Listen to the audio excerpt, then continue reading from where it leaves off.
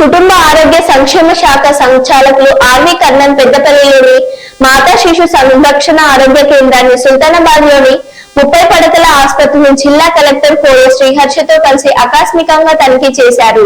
పెద్దపల్లిలోని diagnostic hub ద్వారా రోగులకు నిర్వహిస్తున్న వివిధ రకాల వైద్య పరీక్షల అంశాన్ని ఆరా తీశారు.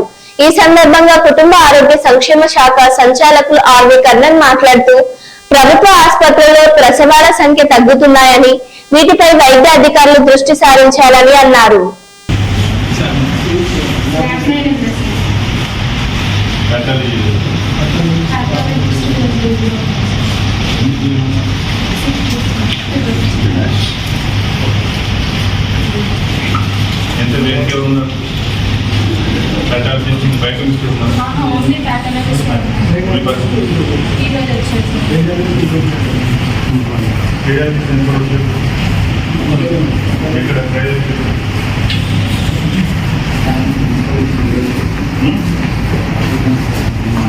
వాటర్